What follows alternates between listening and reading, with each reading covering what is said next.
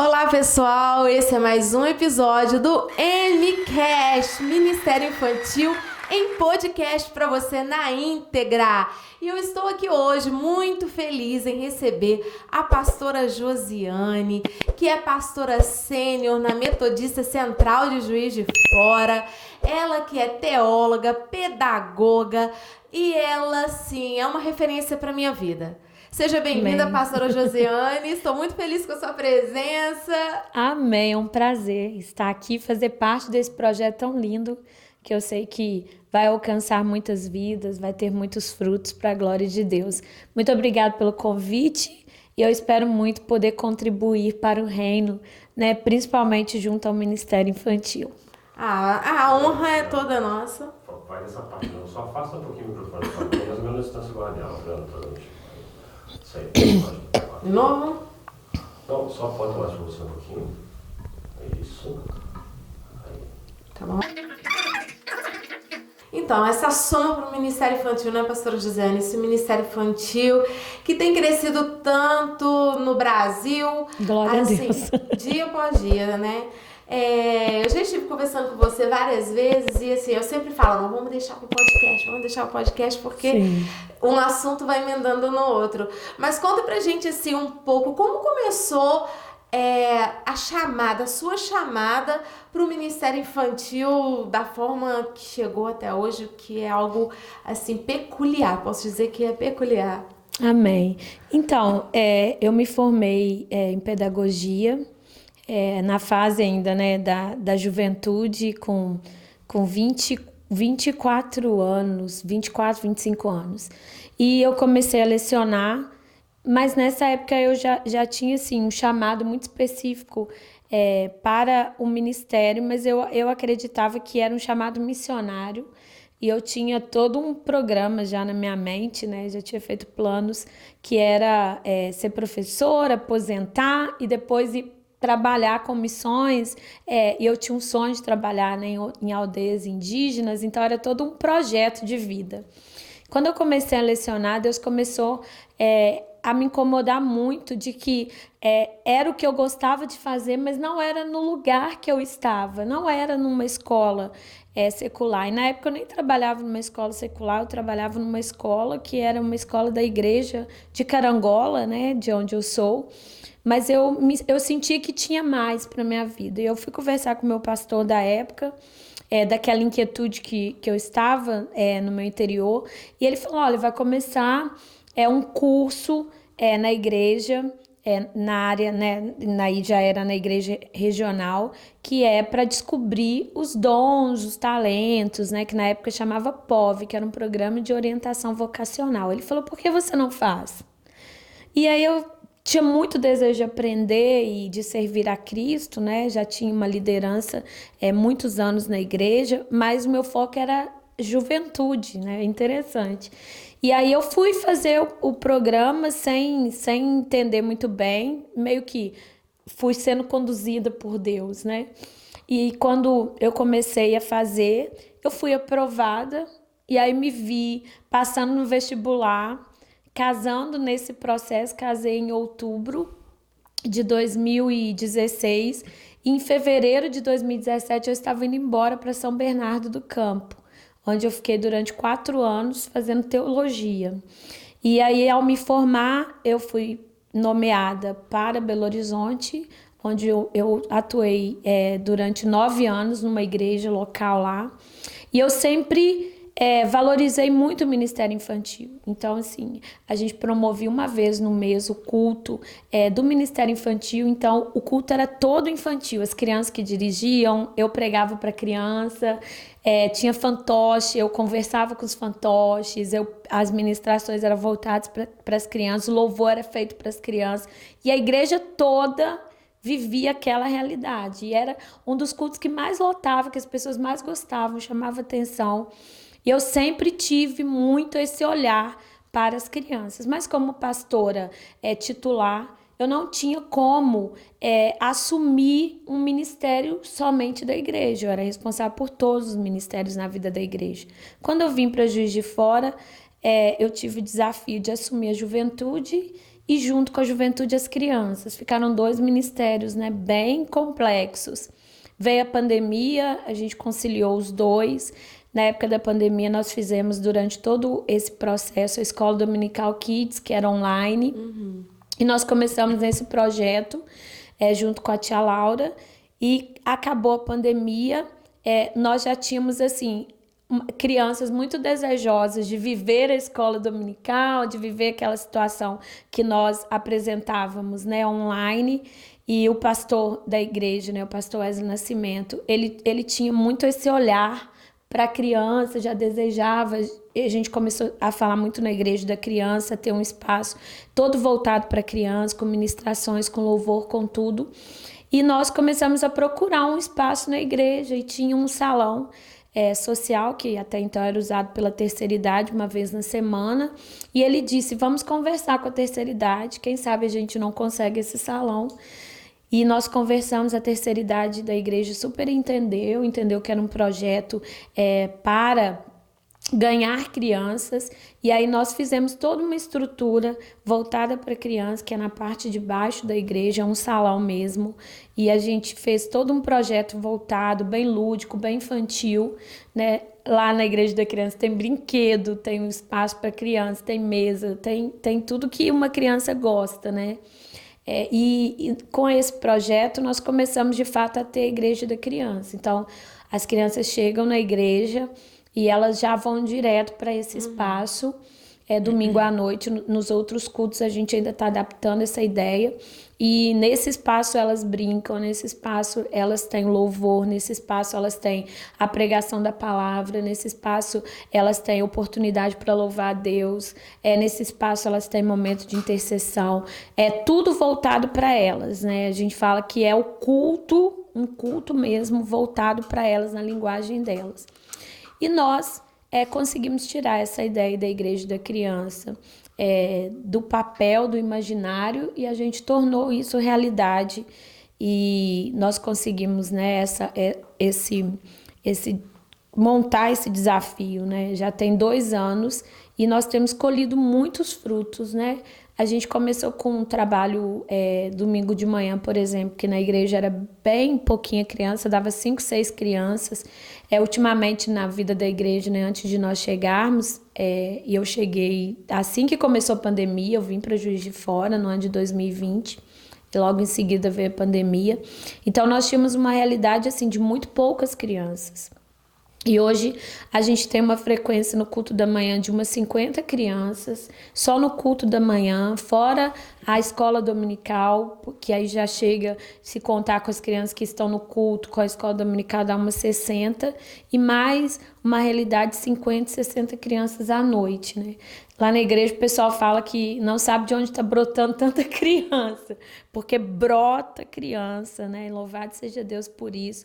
Tem domingo que a gente tem, assim, 10 visitantes, né?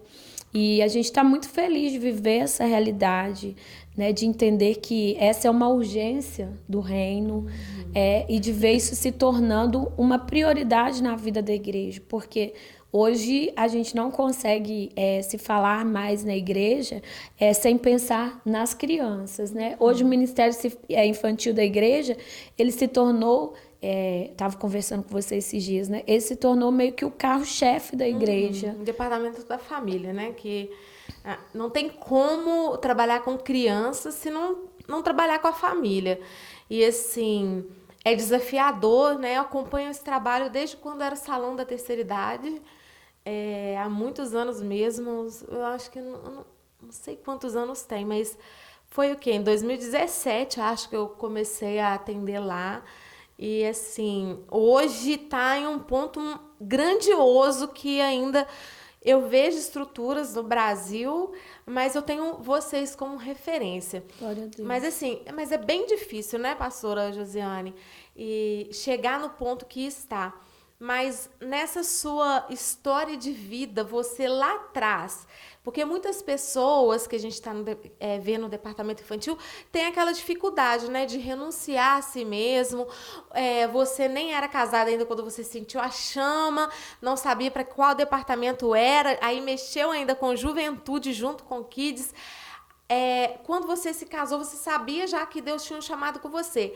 E o seu esposo, ele sabia disso e depois que as coisas foram se desenvolvendo, ele aceitou tranquilamente esse chamado? Foi desenvolvendo junto? Como é que é?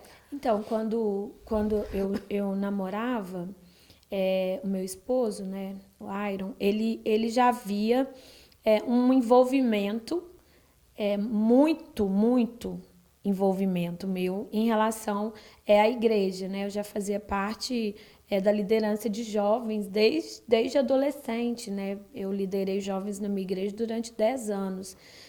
E aí, quando eu percebi que Deus tinha algo além de uma igreja local e além de ser uma membro na vida da igreja, e eu fui compartilhar isso com ele, nós não éramos nem casados, mas a gente já estava naquele processo de se tornar noivos, de dar um passo à frente.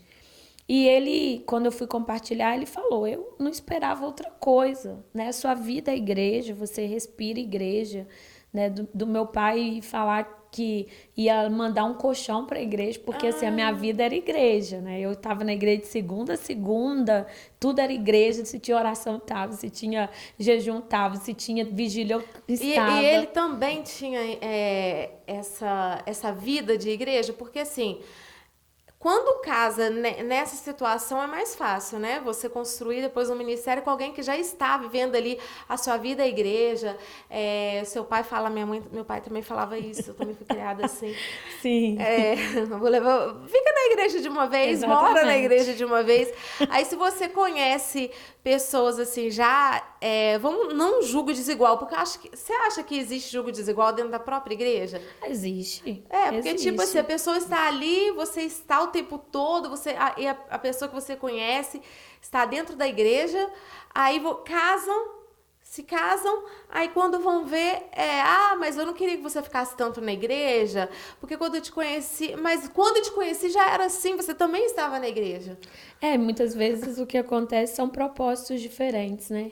Eu sempre digo que o chamado pastoral na minha vida, ele foi para o casal. O meu marido sempre se sentiu chamado para o ministério, para estar comigo, mas ele nunca se sentiu vocacionado. Ele não tem uma vocação pastoral. Mas ele é pastor? Não, ele é analista de sistemas. Gente. E, na verdade, é interessante que quando nós fomos para a faculdade de teologia, ele abriu mão de um trabalho local na cidade e um trabalho assim que ele ganhava super bem para a realidade da cidade. E talvez se nós tivéssemos ficado em Carangola, ele tinha ido muito longe, porque ele é muito competente como analista de sistemas. E ele tinha propostas do patrão, né? Ele abriu, de fato, mão de muita coisa, porque para ele ir embora comigo para a faculdade, ele teve que treinar uma outra pessoa. O patrão dele se ofereceu para pagar o meu curso à distância para ele não ir embora. Porque o patrão dele, assim, ele amava o trabalho, né? Ele reformulou o supermercado todo de Carangola, montou toda a estrutura. Então houve uma renúncia da parte dele para poder seguir muito grande, muito grande.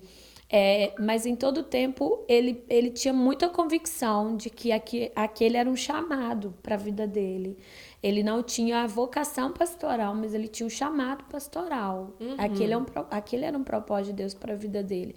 E os 4 anos que nós ficamos em São Paulo, em São Bernardo do Campo, ele trabalhou em áreas que não tinham nada a ver com a área dele, né? Ele foi, por exemplo, monitor de um colégio, tipo, não tinha nada a ver com a área dele, mas ele se submeteu porque ele entendia que era um tempo de aprendizado e era um tempo passageiro. Sempre ouvindo a voz de Deus, né? Sim, no meu último ano de ministério, o bispo que estava responsável pela região na época, o bispo Roberto, nos fez uma visita lá na Faculdade de Teologia, visitou os alunos. Quando ele foi na minha casa, na verdade foi no primeiro ano lá, né, quando nós estávamos estudando. O Iron falou que era analista de sistemas, ele falou, olha, nós temos uma dificuldade muito grande na região, nessa área de sistemas, de informática. Nós precisamos de alguém capacitado. E o Iron disse, olha, eu estou aqui 4 anos, quando eu terminar, eu estou à disposição. E aí o bispo guardou aquela palavra e no nosso último ano lá, o bispo chamou o Iron, ele tinha um projeto de informatização da região e o bispo chamou e pediu ajuda e disse, olha, nós precisamos informatizar a região, né, o sistema, tudo, e eu preciso de você para me ajudar. E aí o Iron foi conhecer outras regiões, fez uma pesquisa de campo para ver qual era o melhor caminho. E eu brinco que, assim, a primeira nomeação que eu tive, quem recebeu a nomeação foi ele, não eu. Porque nós fomos para Belo Horizonte, não porque eu precisava assumir uma igreja em Belo Horizonte, mas porque ele precisava assumir a missão junto à Igreja Metodista Regional na área de analista de sistemas. Então, na verdade, nós fomos para suprir uma necessidade ministerial dele. E nós ficamos lá durante 9 anos. Ele trabalhou durante 9 anos lá em Belo Horizonte, né, na sede regional. E quando nós tivemos o chamado para vir para Juiz de Fora, ele continua trabalhando, só que agora à distância.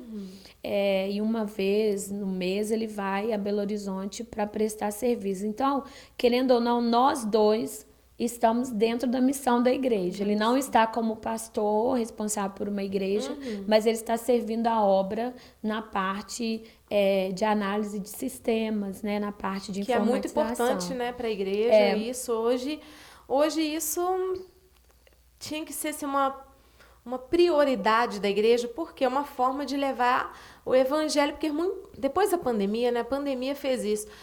Fez com que muitas pessoas quisessem ouvir a palavra de Deus através do culto online. Sim. Embora eu discordo em partes, né? Mas é algo que virou uma cultura de culto, de lives. E as igrejas, quase todas as igrejas hoje têm a transmissão, né? E assim, você falou, estava me contando, né, que quando você... Que processo pro propósito, né? Você ficou interna, né? A sua teologia, o seu curso de teologia foi interno. Como que você fazia para poder administrar isso? Ele também ficava interno? Como funcionou isso? A gente fala que é interno. Assim, os alunos que são alunos solteiros, eles moram dentro da universidade e eles estudam lá. Quando nós fomos, nós dois... nós não tínhamos direito de morar dentro da universidade, porque nós éramos casados, não tinha vaga. Já estavam todos preenchidos. Nós moramos em São Bernardo do Campo. São Bernardo do Campo, que é a Universidade Metodista.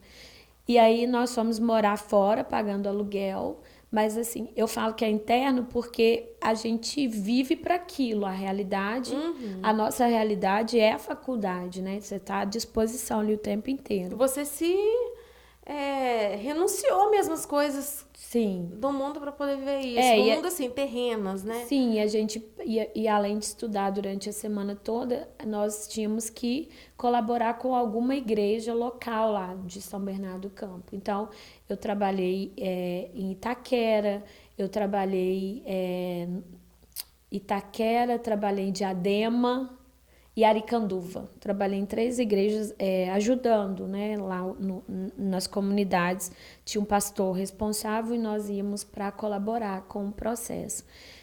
E aí, durante esse tempo, 2 anos eu morei fora, 2 anos depois a gente morou num prédio de seminaristas, que ficava bem do lado da faculdade. Então, foram 4 anos assim, que nós estávamos lá para aquele propósito, para estudar. Tudo o que fazíamos era movido por aquele projeto, por aquele propósito, né?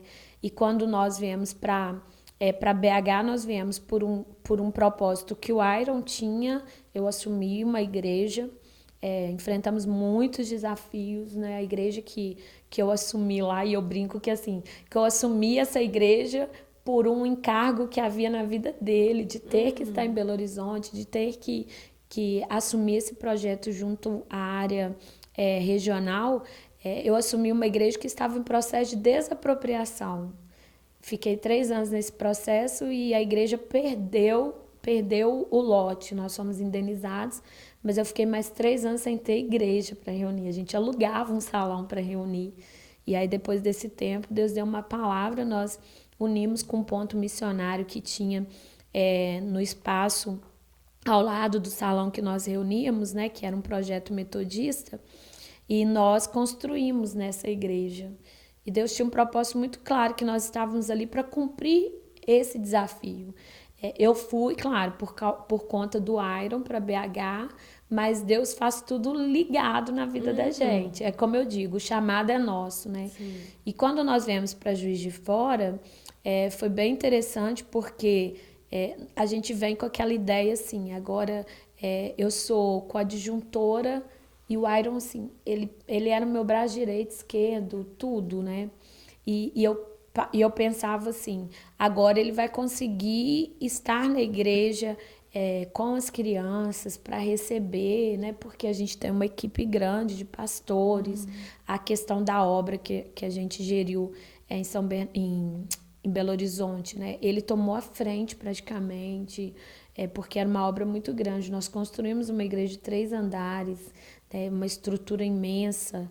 E aí, se não fosse ele, eu acho que eu não teria capacidade sozinha. Em né? médio prazo ou curto prazo? 1 ano. Nós construímos a igreja.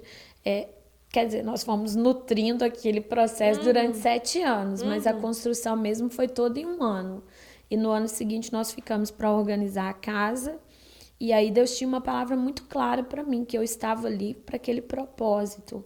E é tão louco que Deus assim me deu essa palavra, essa confirmação no meio da rua. Um moço me parou assim vendendo livro e mandou eu ler a passagem de 2 Crônicas 29:20, me parece, que Salomão fala para Davi. Não desanime, porque eu estarei com você na construção do templo. Uma palavra de Deus através de Davi para o filho Salomão.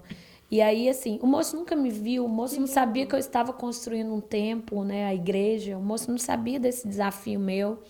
E eu tinha muita clareza disso, de que quando aquele processo todo, que foi muito complicado, passasse, Deus iria me levar para outro lugar. Eu não sabia para onde. Você tinha assumido essa igreja só, você e seu esposo? Na verdade, eu assumi, oficialmente eu assumi sozinha, porque não é pastor, né? Mas para arrecadar fundos, você conseguiu em 1 ano construir essa igreja? Sim, nós recebemos a indenização, né? Porque nós perdemos, a prefeitura tomou o terreno, porque eles tinham um projeto de construir a rodoviária de Belo Horizonte nesse espaço. E eu digo assim, que todas as coisas cooperam para o bem daqueles que amam a Deus, né? A igreja ficava na frente de uma favela muito grande de Belo Horizonte, né? No bairro São Gabriel. E era uma área bem complexa. Então, eu não via muita perspectiva da igreja crescer naquele lugar. Que era perigoso, à noite as pessoas tinham dificuldade de ir na igreja, era ruim a localização. Então, a prefeitura precisou do espaço, até hoje não se construiu nada lá, mas desapropriou todo mundo. E eu digo que nós fomos... para algumas pessoas nós fomos prejudicados, mas ao meu ver, Deus não faz nada para nos prejudicar. Né? Nós saímos de um espaço que era tão difícil e Deus nos levou para dentro do bairro e nós conseguimos construir. Nós fizemos uma igreja que eu digo assim, que foi uma igreja de excelência. Né? A igreja se tornou uma referência no bairro para casamentos, para você ter ideia de como a igreja era bonita, né? A gente teve que seguir todos os regulamentos da prefeitura. Então, assim, a igreja toda padronizada, uma igreja inclusiva, né? Que um cadeirante consegue acesso à igreja. Então, foi tudo um projeto, assim, muito grandioso, sabe? E rápido, né? É aí que eu falo, eu brinco assim, que Deus me colocou nesse lugar para mostrar que foi a mão dele que fez. Porque imagina, eu sou muito jovem, né? Na época eu tinha 35 anos, né? Eu sou muito jovem. E aí, se talvez tivesse um pastor mais experiente lá, as pessoas diriam, o pastor fez, o pastor... Agora, no meu caso, as pessoas olhavam e falavam, foi Deus que fez, porque a capacidade Em um ano construir uma humana... igreja de 3 andares. Tem igreja que está sendo construída há 30 anos, 50 anos e não fica pronta? E uma das coisas que a gente fez foi planejar a obra antes, né? A gente teve toda uma estrutura de saber que com o valor que nós tínhamos da indenização, nós íamos começar e terminar a obra, e foi o que nós fizemos. Nós começamos e terminamos a obra dentro do orçamento que nós tínhamos, né? Uma grande dificuldade você começar um projeto e não conseguir terminar. Construir igreja não é um desafio. Eu não acho que é um desafio para você, ué. É um desafio. Podemos dizer que é um desafio, né? Porque eu acho que Deus coloca esse projeto assim no seu coração e você idealiza e assim rapidamente sai aquilo do papel. Um exemplo é a Igreja da Criança aqui, ali no salão, que era da terceira idade, né? Porque quem viu antes, como eu acompanhei, e a gente vê hoje, é algo assim surreal. Tem um play dentro da igreja. Eu sei que não é o foco, play não é o foco, vocês conseguem dividir, deixar isso claro que vocês sabem dividir isso, mas tem ali dentro daquele espaço que é grande, né? Graças a Deus, né, pastora? A base infantil, kids de vocês ali, ela é bem estruturada. E assim, foi muito rápido o processo, eu acho, mudou o chão, mudou as paredes, mudou o teto, construiu isso, fechou uma sala, abriu outra sala, fez todas as salas da escola bíblica dominical. Eu achei isso fantástico. Então, acho que isso, assim, você acha que as pessoas que demoram realizar aquilo que foi idealizado é porque elas acham muito desafiador ou é porque a fé tá pequena e precisa assim, você é movido muito a palavra de Deus, toma posse e vai fazer o que Deus... Então, o pastor Wesley, primeira coisa, né? Ele começou a vender a ideia para a igreja.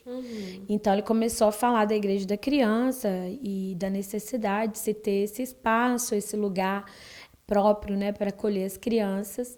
E nós, assim, fomos tão agraciados com o empresário da igreja, que, assim, ofereceu para nos abençoar nesse projeto. Ele ofereceu um valor, e aí, quando nós fomos planilhar, porque, assim, né, tudo... Eu fiz um orçamento, eu tinha construído uma igreja de 3 andares, né? Aquilo ali não ia ser nada. E aí eu fui com uma arquiteta, tem uma arquiteta na igreja, a Sara, e eu fui com ela e eu vendi o sonho. Falei, Sara, eu imagino isso, o nome da nossa rede é Zoe, que é vida. Eu falei, quando eu penso em vida, eu penso em natureza, eu penso em criação, eu penso no que Deus fez.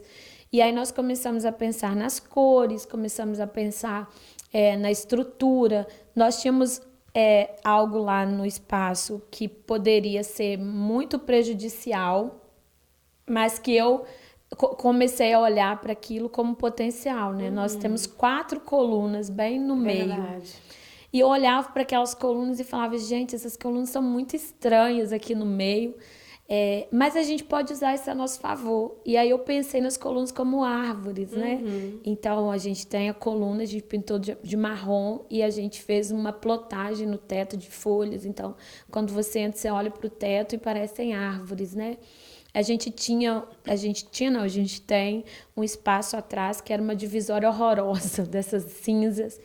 E eu falei, gente, vamos fazer uma plotagem de uma floresta, né? E a parte de trás é uma floresta em 3D, assim, que você entra no espaço, parece que você está dentro de uma floresta. No altar, a gente tinha uma dificuldade no altar, a gente conseguiu resolver o problema. E aí no altar nós fizemos um céu, porque eu disse, nada melhor do que você se sentir no céu para adorar a Deus.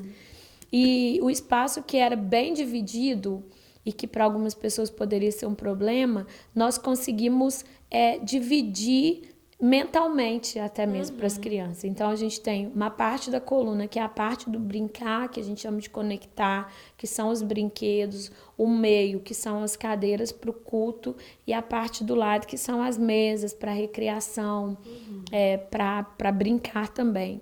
E a parte de trás fica livre para a gente montar projeto, para a gente fazer o que a gente quiser. São separados por estações, né? Os espaços são bem claros para ele.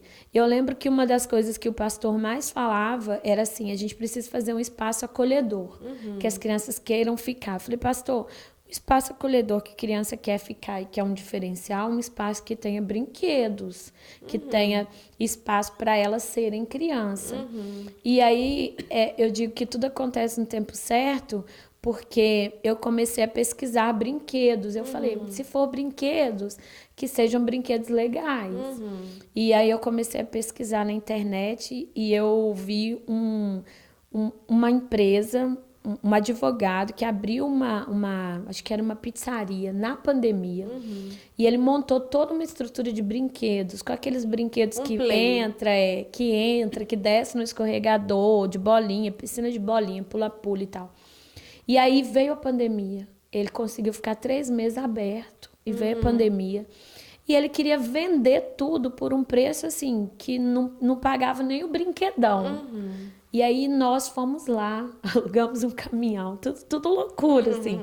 O Ministério Infantil é louco, né? Louco, o pastor foi junto com o meu marido, porque o meu marido é doido igual a mim, né?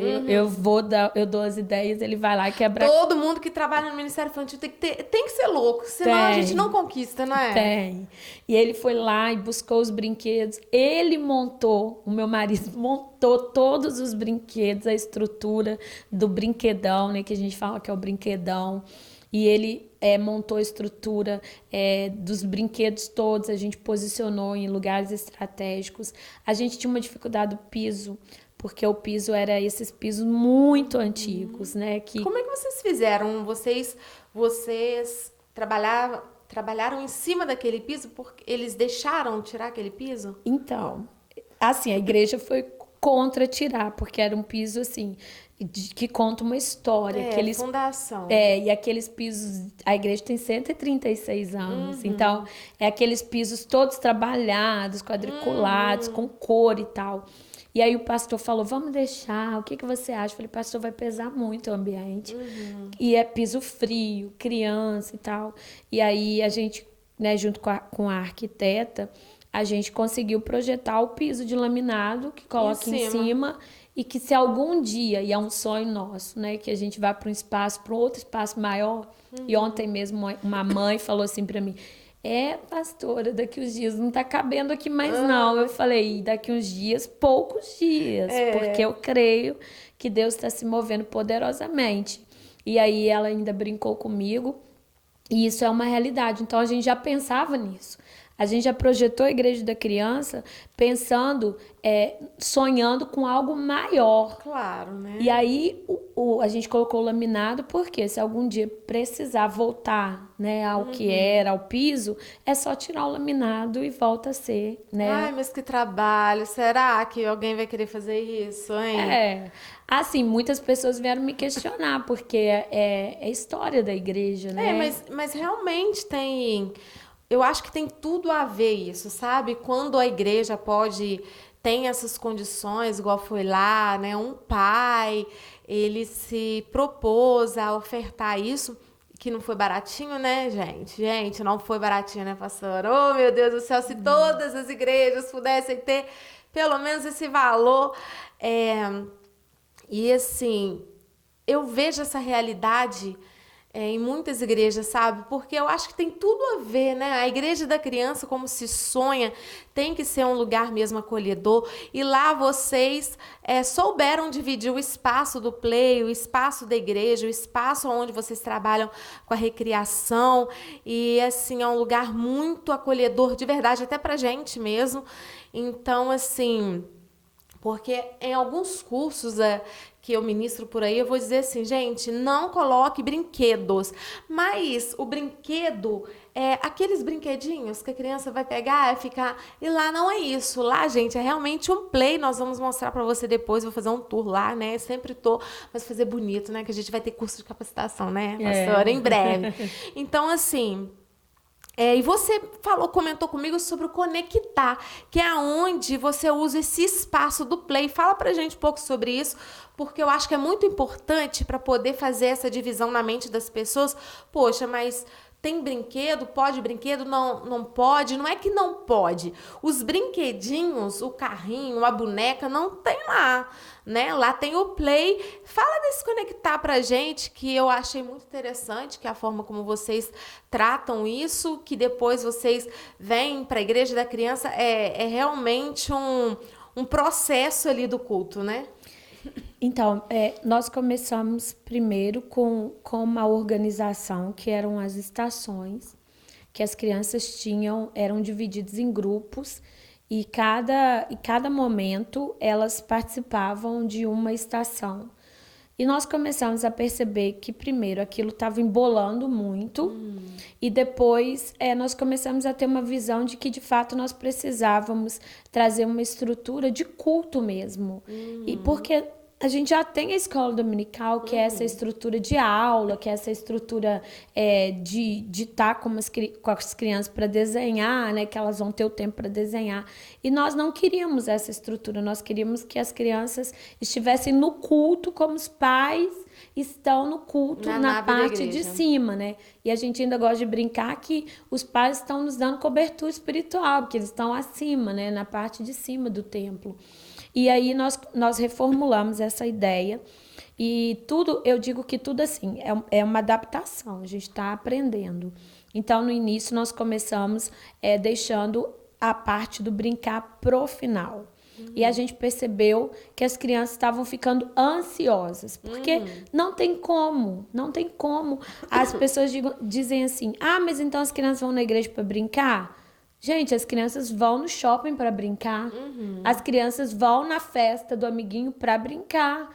Então, por que elas não podem vir na igreja também para brincar? Sabe? E eu acho que tudo que a gente puder usar no evangelho para atrair as crianças é importante.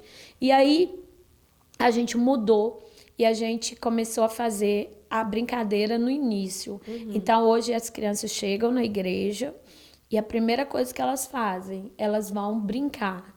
Então, elas têm o tempo de brincar, que a gente dá meia hora. Então, elas brincam, vão no pula-pula, vão no brinquedão. Quem quiser desenhar, senta na mesa e desenha. A gente tem Lego, elas montam. Tem uns meninos que gostam de chutar a bolinha lá atrás, brincar disso. A gente tem a maquininha do basquete, que eles brincam, a piscina de bolinha. Então, assim, eles têm esse tempo deles, que eles brincam entre si, que é o tempo deles extravasar, deles contarem o que aconteceu na semana, deles brincarem com um amiguinho que não viu durante a semana. E nesse tempo, a gente da equipe aproveita para ver a criança que está agitada, a criança que está triste, a criança vem até a gente nesse tempo para falar que o bichinho morreu, que a avó está doente. Então, assim, a gente chama de conectar por isso. É aquele primeiro contato com a criança que a gente tem.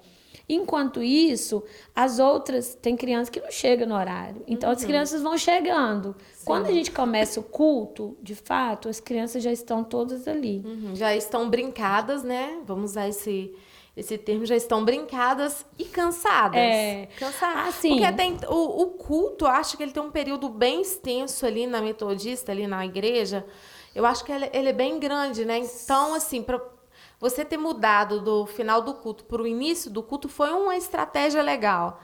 Eles têm o nosso culto, né, na metodista tem 2 horas e meia todo domingo, né? De manhã é menos, à noite é mais tempo. Então, assim, a gente faz esse tempo com eles. Depois a gente tem toda uma rotina, que é esse processo deles entenderem que está mudando o ciclo. E a gente faz, de fato, rotina, porque criança precisa de rotina. Então, eles brincam e na hora que eu dou a ordem, falo, pessoal, agora nós vamos nos preparar para a melhor parte, que é a parte do nosso culto para Deus. Então, agora vamos calçar, vamos beber água, vamos ir no banheiro. E enquanto isso está acontecendo, tá todo mundo arrumando o espaço. Eles ajudam a guardar as bolinhas que estão jogadas, a gente arruma as mesas. Eles já estão disciplinados dentro disso, né? E assim, não fica com aquela ansiedade mais porque sabe que acabou ali o momento. No início eles falavam, a gente vai poder brincar no final? E a gente sempre fala, não, a gente já brincou. E a gente usa muito o versículo, tudo tem seu tempo determinado. Então, assim, teve o tempo de brincar, agora é o tempo de cultuar.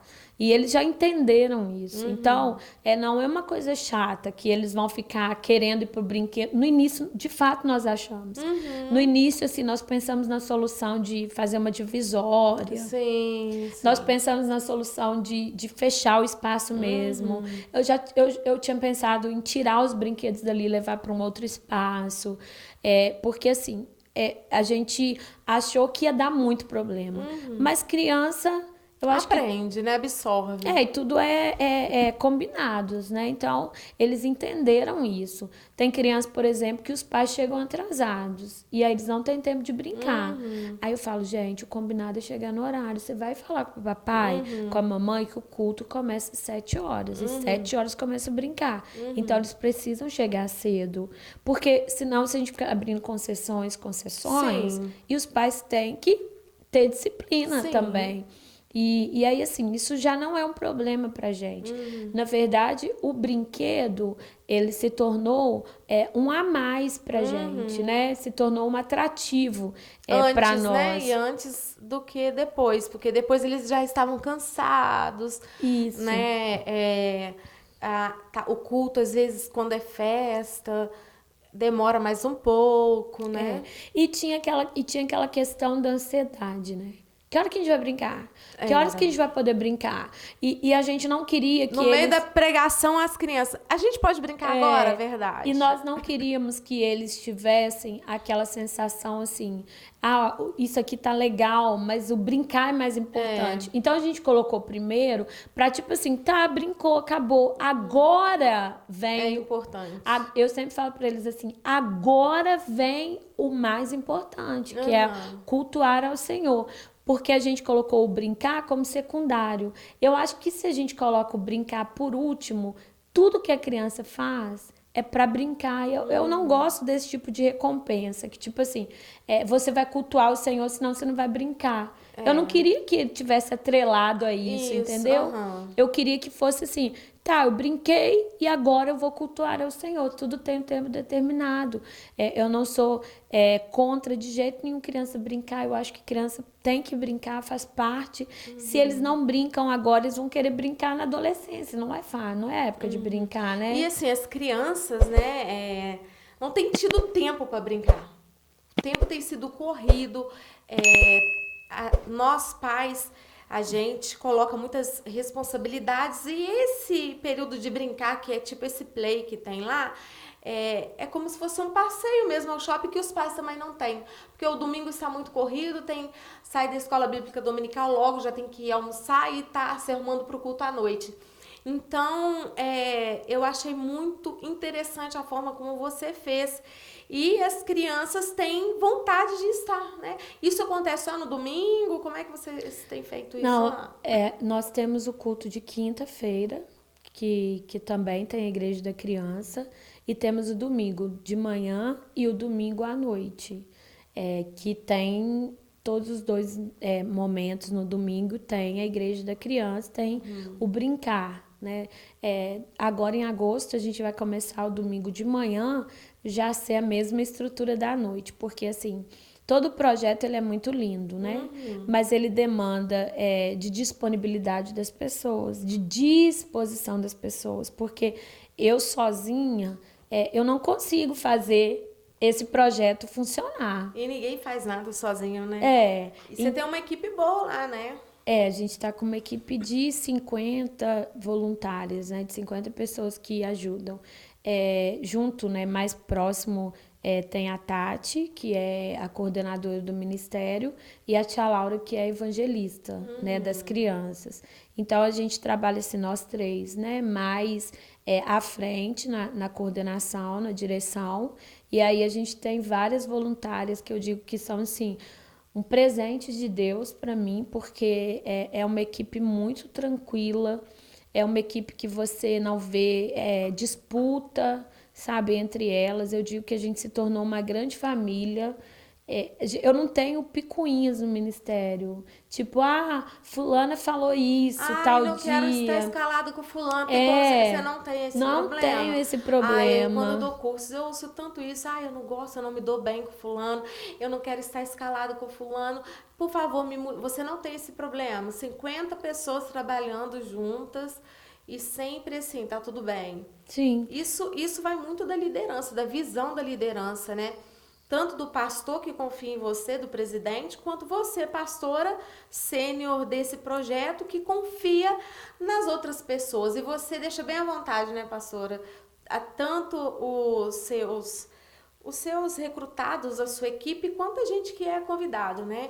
Nós que somos convidados, estou sempre assim que posso com vocês lá, Selah Kids. No Selah Kids sempre, né? Oh, maravilhoso, Selah Kids, né?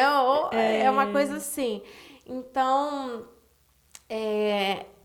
é uma referência, né? A gente precisa buscar referências de pessoas como você faz. Por que não tem picuinha? Porque, gente, uma vida, um projeto para Deus, ele tem que ser parecido com Jesus, né? E assim, uma equipe, como a gente estava conversando até semana passada, é muito importante uma equipe bem treinada, uma equipe capacitada, uma equipe que vai estar presente, uma equipe que é ajudador, né? Elas são ajudadoras, elas sabem as suas funções, sabem que não é delas, mas é para Cristo, né? Eu acho isso muito lindo lá, porque vocês não têm o departamento infantil como o de vocês. Vocês não são centralizadores, não, gente. Vamos fazer.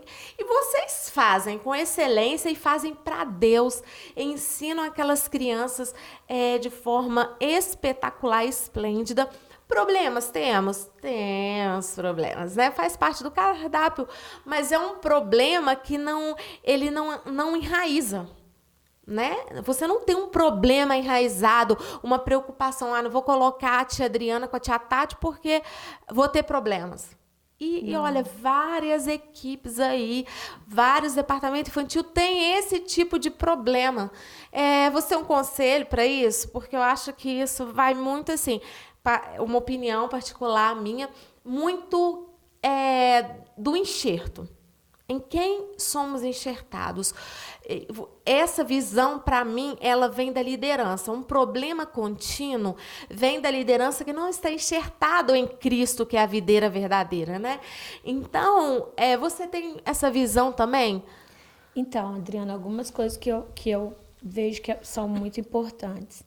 Primeiro, a maioria dos ministérios infantis, eles não têm um pastor, uma pastora integral, como eu sou. Então, assim, são membros da igreja que estão liderando eles mesmos. Isso gera, de fato, um problema de hierarquia, um problema de autoridade e tudo mais. A partir do momento que eu estou, não que eu seja melhor do que as meninas, porque assim, eu brinco, ontem mesmo eu brinquei, que nós temos uns achados lá na igreja que me emocionam. A gente tem umas tias lá, principalmente agora na escola dominical, que eu entro na sala delas e eu falo, gente, quando eu crescer eu quero ser igual a vocês. Porque elas são espetaculares, elas são criativas, elas são inteligentes, elas têm domínio da classe, que eu falo assim, elas são muito melhores do que eu tenho que aprender com elas e não tenho dificuldade disso. Até porque, assim, eu sou nova nesse ministério, né? De estar à frente mesmo do Ministério Infantil, eu tenho muito que aprender, eu ainda estou no processo de engatinhar. E assim, eu aprendo muito com elas, né? Muito mesmo. E aí, só que é uma coisa assim, eu estou numa figura de autoridade. E eu gosto de pensar que nós estamos debaixo de uma autoridade instituída por Deus. Então, elas conseguem ver isso em mim. Então, quando eu estou falando numa posição de autoridade na vida delas. Sim. E eu sinto que isso quebra um pouco. Até para as crianças, né? Teve um dia que uma criança virou para mim e falou assim, pastor, eu queria entender, por que você fica aqui com a gente? Você é pastora. você tinha que estar lá em cima no culto com os outros pastores. E eu disse assim, eu estou aqui com vocês porque eu amo pastorear vocês. Eu sou a pastora de vocês. Porque durante muito tempo se entendeu o ministério infantil como um ministério para entreter as crianças, para os pais receberem algo de Deus, né? E Deus tem mudado essa visão. Glórias a Ele por isso. Porque assim, eu percebo uma agenda do inferno muito urgente se levantando, né? Há uma agenda infernal e o alvo são as crianças. Isso está muito claro para nós, está muito claro. E se o inferno se levanta com esse alvo, nós como igreja, nós vamos fingir que nada está acontecendo e nós vamos ser negligentes? Não, a gente precisa se levantar. E eu sinto que as igrejas estão despertando para isso. Porque, assim, nós temos esse projeto, né? E a gente está na Igreja da Criança implantando essa visão. O que tem de outras igrejas me procurando para dizer, olha, a gente está com uma dificuldade no Ministério Infantil, a gente quer trazer essa visão também. Então, assim, eu vejo que há uma necessidade, que há uma sede nas pessoas. E aí, se o pastor e a pastora não compram essa ideia, quem está na base, a equipe que está na base, eles vão encontrar muito problema entre eles. Não quer dizer que no meu ministério, lá na igreja, na minha equipe, não tenha problemas. Mas, tipo assim, quando eu vou falar com alguém, eu vou falar numa posição de pastora, de autoridade, e não de membro da igreja que vai falar com membro de igreja. Verdade. E talvez seja esse o maior problema nos ministérios. É verdade. Eu vejo que essa questão da hierarquia ela é muito importante, porque o mundo espiritual do inferno, ele tem uma hierarquia e eles são organizados para isso. Sim. Muitas vezes nós, cristãos, não nos organizamos. E há, sim, uma dificuldade. Isso é muito importante ter ouvido. Isso foi muito bom ter ouvido isso, porque é uma sacada, viu, minha gente? Essa questão de pastorear membro sem ter uma teologia, sem ter uma vida enquadrada de um pastoreio, né? Que é o que nós temos visto por aí. Pessoas que ensinam pessoas. Talvez seja esse mesmo a raiz do problema. Porque é muito mais fácil você olhar para uma pastora e ter um respeito a mais, que isso acontece comigo. Entre eu e você, eu tenho um respeito muito grande por você, por você ser a pastora. Acima de mim, eu sei que está você.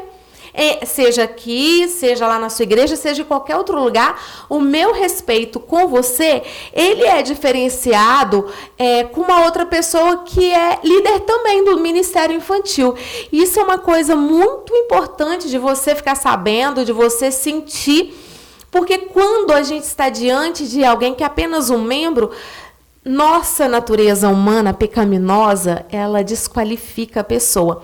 Embora nós sabemos, né, respeitar a hierarquia de liderança, falo muito sobre isso nas palestras, que a liderança ela é muito importante, existe essa hierarquia, mas não tinha parado ainda, pastora, para pensar que uma pastora que foi para uma faculdade, estudou, tem o seu cargo sênior dentro de uma instituição da igreja, que trabalha para o departamento infantil, é pastora das crianças.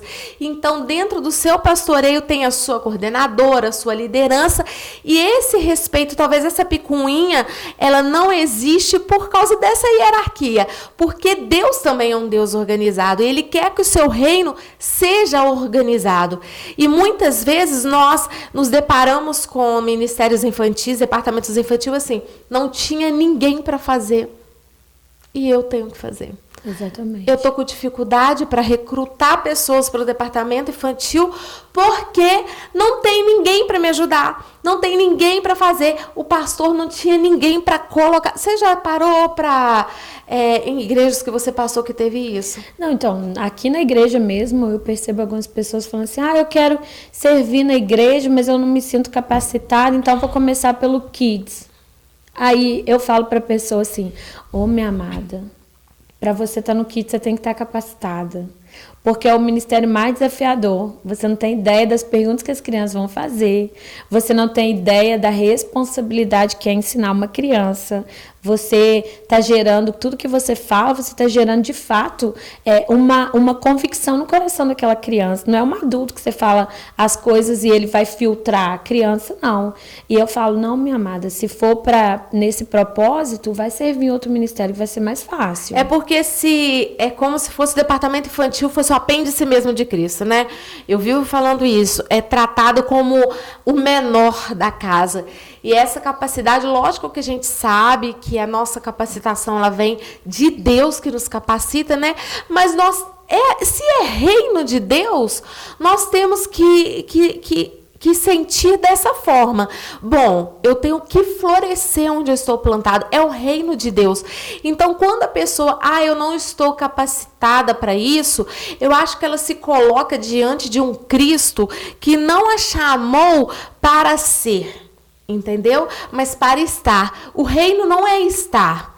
O reino você não está. Quando você aceita Jesus, você é nova criatura, você nasce de novo, você é capacitado por aquele que nos capacita, porque ele não chamou capacitados.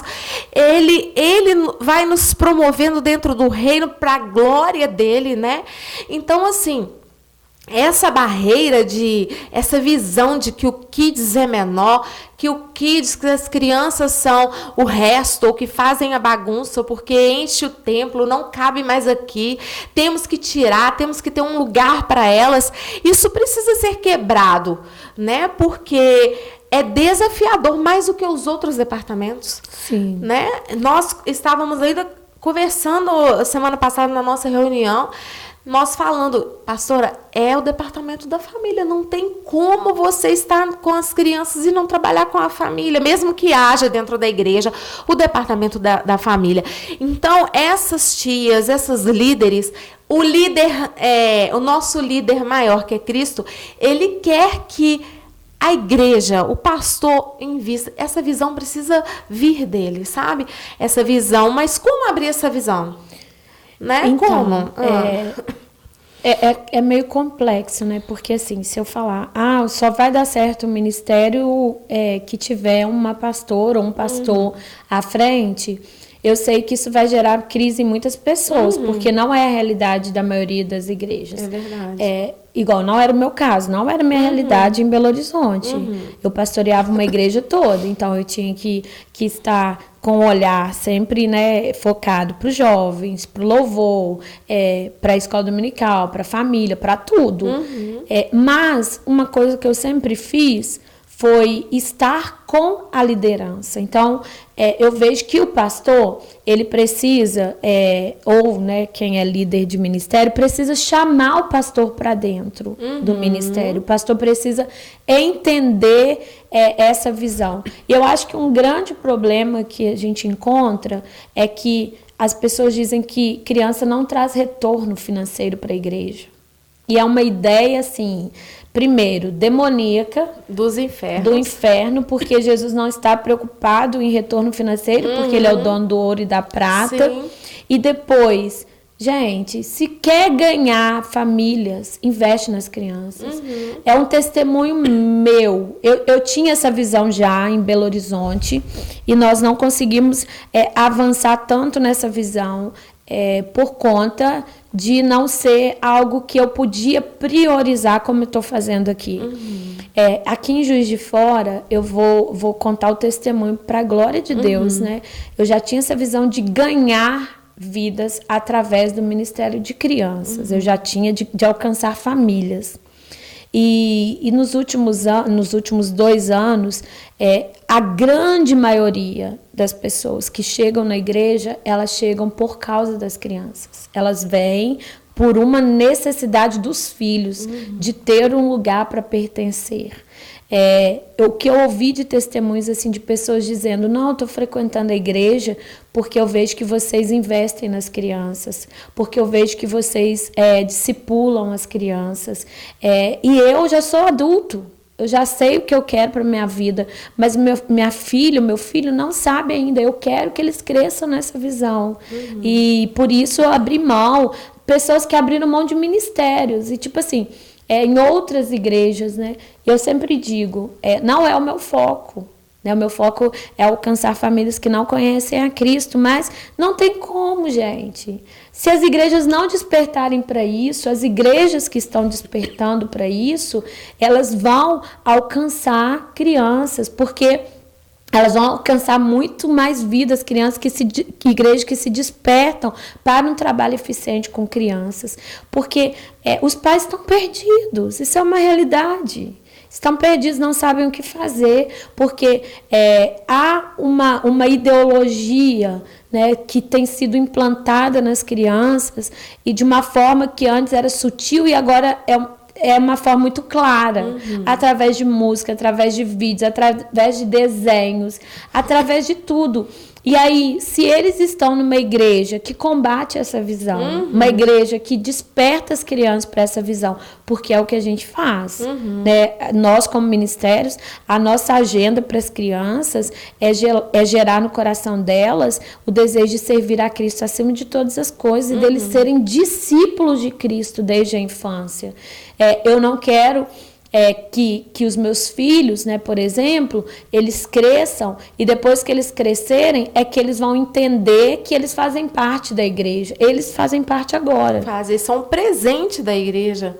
E isso assim, a agenda maligna do inferno, elas querem as nossas crianças. Então, se a igreja hoje, ela não correr contra o tempo, porque a gente está batendo nessa tecla já tem anos, só o meu ministério infantil tem 15 anos, entendeu? E a gente ainda vê igrejas com dificuldade. E em todos os meus cursos eu falo para a liderança, procura fazer um curso teológico, procura fazer uma capacitação boa, entende? De igrejas sérias, com pessoas sérias, porque hoje nós temos muitos seminários, né? Muitos seminários pelo Brasil, mas que não tratam a raiz que precisa como fazer, né? Então, assim, nós vamos deparar daqui pouco tempo, daqui poucos dias, gente, o mundo está correndo, a tecnologia, a iniquidade está assim escancarada. Nós precisamos correr como igreja para a igreja da criança. Por quê? Porque hoje eles querem doutrinar as crianças, e eu vejo muitas igrejas ainda dormindo, vivendo o sono da indolência, naquele comodismo. Irmã, faz o que você quiser, tem até liberdade de fazer, sabe? Mas não compra a briga, não se preocupa, não chega junto. E é muito importante trazer o pastoreio para dentro, trazer os pastores, a liderança para dentro, para andar junto, para dar resultado, falar que vale a pena, pegar algo assim, compartilhar, sabe? Procurar saber, ter referências. Hoje, nós precisamos ter referências de pessoas e de igrejas e de instituições, de cantores, de músicas, desenhos e filmes que vá nos favorecer. Porque hoje está tudo muito explícito, muito escancarado. A nossa sociedade, a nossa comunidade, ela está sendo doutrinada assim durante o dia. Eu estava numa feira semana retrasada, à noite, quarta-feira, ali na Praça da Estação, e tinha uma menina dócil, pastor, uma adolescente dócil, cumprimentando as pessoas e entregando um panfleto. E como eu passei, ela foi muito educada e dócil, eu peguei o panfleto. Era um panfleto falando assim: você já conhece o feminismo capitalista? Então, eles não estão na internet. Eles estão na internet, mas lá não está sendo de via para eles. Eles estão agora na mão, né? Quando a gente parou de fazer aquele evangelismo, de ir para a rua, de entregar, de chamar, de convidar mão a mão, o feminismo está aí. E eles querem implantar essa doutrina de que o aborto ele é uma precaução, para a saúde. Eles querem implantar essa doutrina dizendo que criança pode escolher o seu sexo, desde criança, que criança de 6 anos, 4 anos pode ser trans, confundindo o sentimento dessas crianças, e a igreja está aí. Tem a salinha da criança, e muitas tias com dificuldades. Dificuldades por quê? Porque não tem uma liderança, um pastoreio, da hierarquia mesmo do líder, que é o pastor da igreja, de investir. Investir em quê? Num curso, numa capacitação, não é capacitação bobinha, é uma capacitação boa. De investir, as igrejas precisam parar de construir grandes templos, construir vários templos, não grandes templos, e investir nas tias que querem ser. Por quê? Não é você só chegar e ser ungida pastor. Né? Tô pensando lá em Davi. Não, há um processo para esse pastoreio, ele não é fácil. Não é só o certificado de ser pastora. Você passou por vários processos até chegar aqui. Né? Construir, desconstruir, renunciar, largar um emprego, ir para uma cidade, estudar, minha gente, estudar a Bíblia. Estudar a palavra. Quantas pessoas estão sendo enganadas, não sabem contar historinha para as crianças. Nós estamos em junho para julho, onde acontece muito. Vamos entrar num tema polêmico aqui. Adoro, porque sou dessa. Adoro. Vamos falar da festa junina, pastora. Da festa de São João. Né?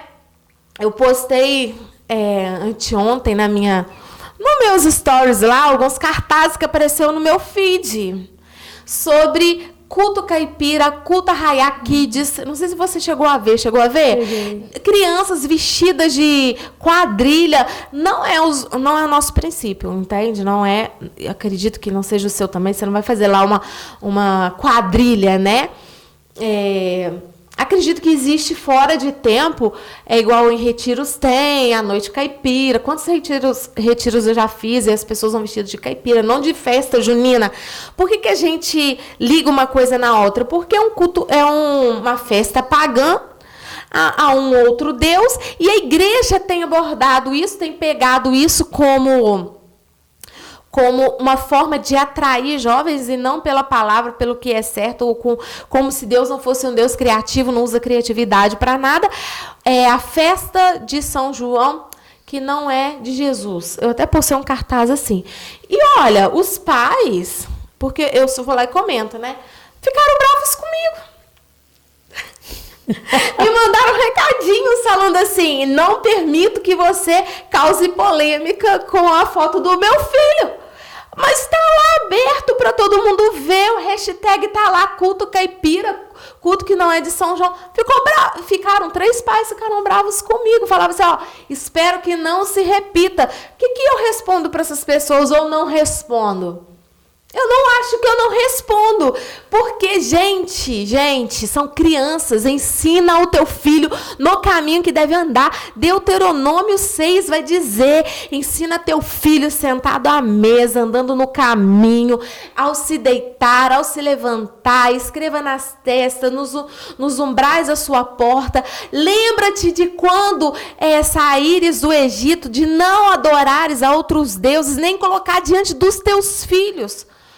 Aí a igreja, né, eu acho que ela pensa assim, eu preciso movimentar de alguma forma, vamos aproveitar o mês junino, né, ou julino, porque existem os 2 meses, que é uma festa pagã, e vamos trazer esse tema para dentro da igreja, vamos trabalhar para atrair, já que você não pode ir lá no mundo, levar suas crianças, seus filhos, vamos trazer os seus filhos para a igreja e vamos fazer isso aqui. Qual a sua opinião sobre isso, pastor? Fala pra gente, porque estou abaixo de você e preciso aprender. Então, eu percebi que você postou, e você postou perguntando o que as pessoas achavam. Uhum. Né? Não sei se ficou claro que você estava criticando a situação. Na verdade, você estava fazendo uma crítica para ver o que estava acontecendo. Eu venho de uma realidade de igreja em Belo Horizonte, que a igreja tinha um costume de todo mês de julho, não era junho, era julho, fazer a festa da colheita, que é uma festa cristã e que era uma festa voltada para essa parte caipira. E aí nessa festa as pessoas da igreja mesmo faziam, né, as comidas típicas de milho e tal. Por causa do inverno, né? Puxando para o inverno, que é a época que a gente mais toma caldo, né? Isso. Era a festa do milho, festa da colheita, né? A gente dava, lá na igreja se dava esse nome. E era uma festa que a gente sempre tinha um propósito específico do valor que seria levantado ser para algum projeto evangelístico da igreja ou para alguma necessidade que a igreja estava enfrentando, mas nem era necessariamente um projeto financeiro, era comunhão, porque as pessoas diziam assim, eu não quero ir numa festa, eu, por exemplo, não vou em nenhuma festa caipira, assim. Festa junina, do mundo, quadrilha. Não participo, né? E aí era a época que a gente comia, porque a minha comunidade era pequena, era umas 100 pessoas. E é uma época de férias, né? E a gente fazia esse trabalho, tudo com música cristã, não tinha quadrilha. Roupas de quadrilha? Não, pintinhas? Não, era roupa de caipira. Calça, no máximo, calça jeans com blusa xadrez. E aí teve um ano que teve uma coreografia das meninas, mas com roupa caipira, né, de blusa xadrez e tal. Não tinha vestidinho caipira, não tinha nada disso. Era bem caipira, não era de festa junina. O grande problema da festa junina é, de fato, que a oferenda que é feita a São João, né?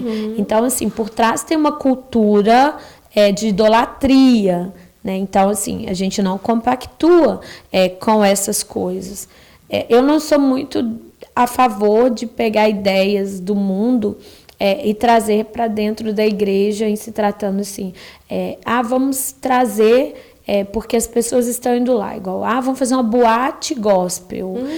Eu tenho um pouco de dificuldade dessas coisas, né? Mas eu também não vou julgar as pessoas que fazem se estão, de fato, alcançando frutos para o reino, né? Porque Paulo, ele dizia que ele se fazia de tolo para os tolos. Então, eu percebo que ele tinha uma agenda evangelística de ir atrás das pessoas e de ter comportamentos que pudessem alcançar essas pessoas para Cristo. Não que ele se vendesse, mas ele tinha estratégias. Eu acho que a gente precisa ter estratégias. Mas a estratégia, esse tolo, teve uma época aí do evangelho, uns 10 anos atrás, não mais, uns 20 anos atrás, vamos fazer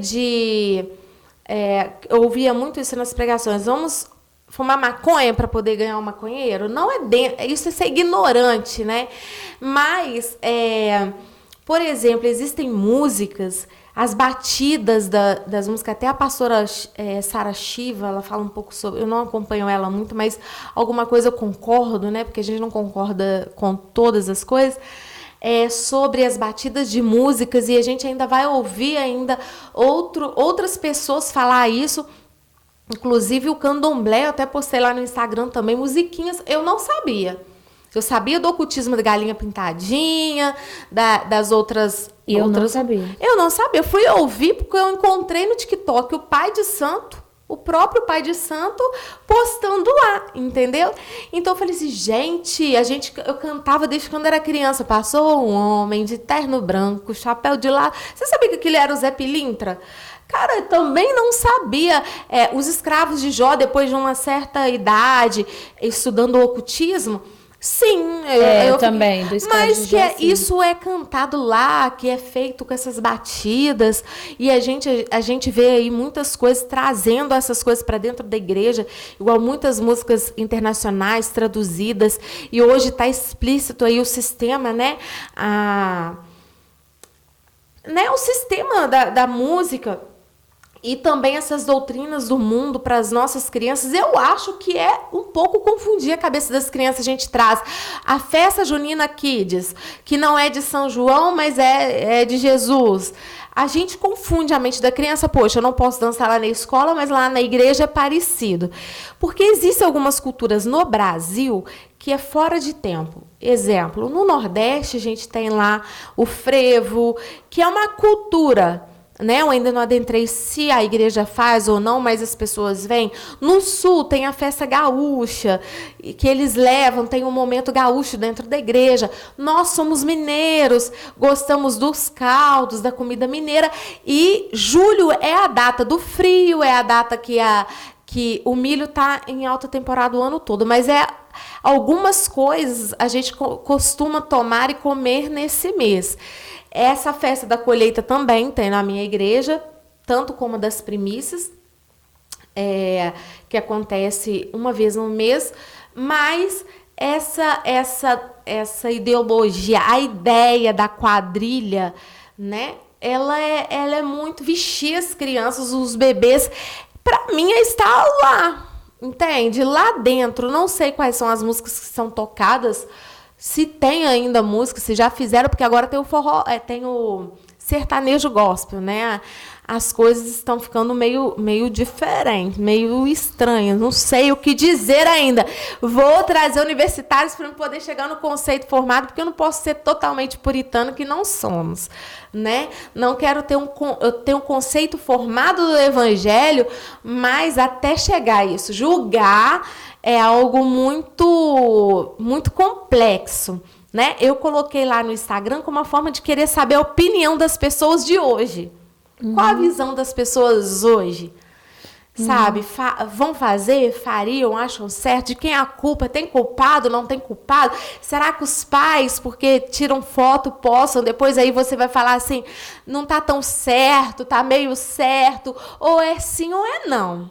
Né? É sim, não dá para ser meio. Então, eu acho que algumas coisas vêm para poder trazer uma legalidade, abre uma legalidade no mundo espiritual, né? Porque nós temos que renovar a nossa mente, mas dentro da palavra de Deus, conforme os anos, que foi o que Paulo diz, né? E por se tratar de uma festa pagã, um mês pagão, né? Porque é um mês pagão, é um mês oferecido a esse Deus, aqui na nossa cidade, até o Santo Antônio também, né?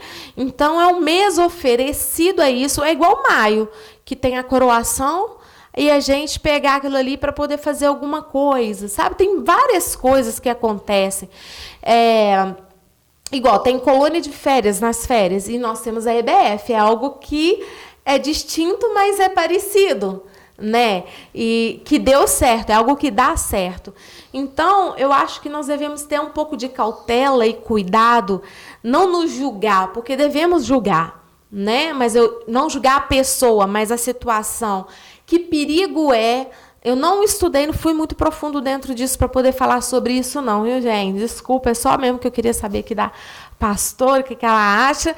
E causa polêmica, e as polêmicas, as respostas não são dadas ali nos comentários, né? As pessoas vêm no direct e falam, porque muitas pessoas não têm coragem de expor sua opinião, que eu acho isso que é uma forma de se acovardar do evangelho. Eu assisti um filme, você já assistiu aquele filme Torturados por Amor de Cristo? Não. Nossa, tá no YouTube, eu assisti esses dias, é muito forte, é muito bom, se você quiser, fica a dica aí, assista, Torturados por Amor de Cristo, é um missionário que ele foi torturado por amor do evangelho mesmo, nós vamos viver essa perseguição, a igreja já está sendo perseguida, as crianças estão sendo perseguidas, sabe? E hoje a gente, voltando aqui na Igreja da Criança, como é importante ter um lugar para as crianças e ouvir dos pais. Não, eu vim para me abastecer, mas eu vim porque vocês investem na vida das crianças. Sim. Eu vim porque vocês têm uma estrutura para a vida do meu filho, que às vezes eu estou com dificuldade de explicar para eles, porque as coisas estão corridas demais.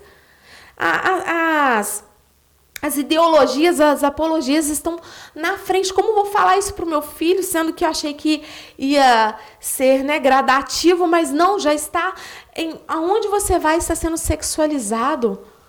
E isso é uma preocupação dos pais, em encontrar isso. E olha, nós não temos muitas igrejas das crianças no Brasil. Nós temos igrejas das crianças. Temos a salinha das crianças, temos. Mas a igreja capacitada, que é concurso, eu tenho um curso de 3 dias para isso. Sobre a igreja da criança, que tem mais de 10 anos que eu ministro esse curso. E eu consegui, sabe, muitas igrejas das crianças, mudar a visão. Nós precisamos, não, assim, mas eu não tenho essa condição. Qual o conselho que você deixa, pastor? Eu não tenho essa condição de ter uma igreja como a sua, que demanda valores. A gente sabe que a igreja está no centro da cidade, são pessoas de classe média alta, vamos dizer assim.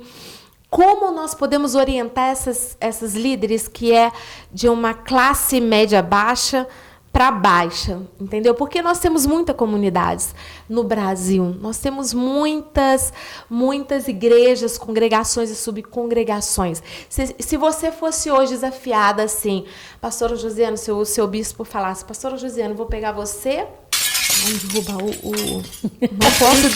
não posso derrubar o estúdio. Chamasse lá, pastora Josiane, Iron, seus filhos.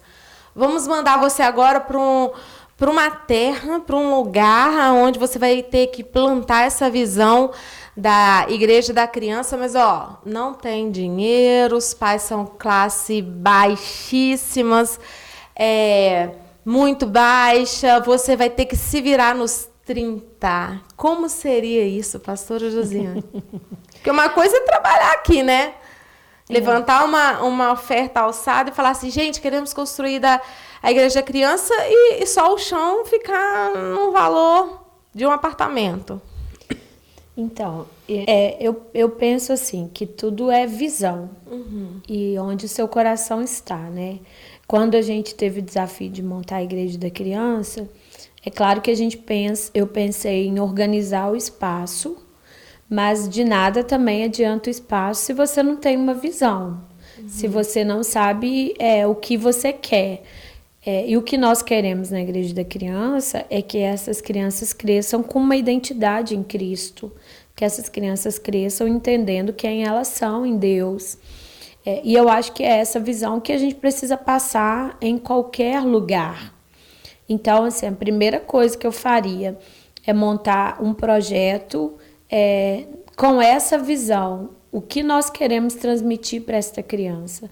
Porque eu creio que a palavra de Deus, ela por si só, ela já é atrativa. A graça é atrativa. Então, se você tem uma visão, se você está debaixo de uma direção de Deus, se você sabe o que você quer alcançar, eu faria um trabalho com essas crianças, ainda que fosse ao ar livre, mas um trabalho que pudesse gerar no coração delas um desejo de se encontrarem em Deus, né? E ainda mais numa situação de tanta vulnerabilidade financeira, social, essas crianças, elas têm uma carência muito grande por acolhimento.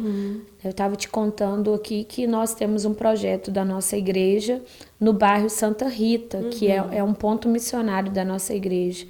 E toda segunda-feira tem esse projeto lá, e nós, como Rede Kids, Zoe, nós apoiamos esse projeto. Uma vez no mês, eu vou ministrar para essas crianças, né? Então, a gente faz um trabalho evangelístico lá, e nós temos 40 crianças. 40, 50 crianças. Num espaço minúsculo, que não é atrativo, que é o espaço da igreja. Tem um data show, eu uso recursos no data show, coloco as músicas no data show para cantar com eles. A gente leva uma história da Bíblia, conversa com eles sobre a história da Bíblia. Depois eles fazem um desenho, né? Já tem a revista que a gente segue, eles fazem atividade e eles têm um lanche.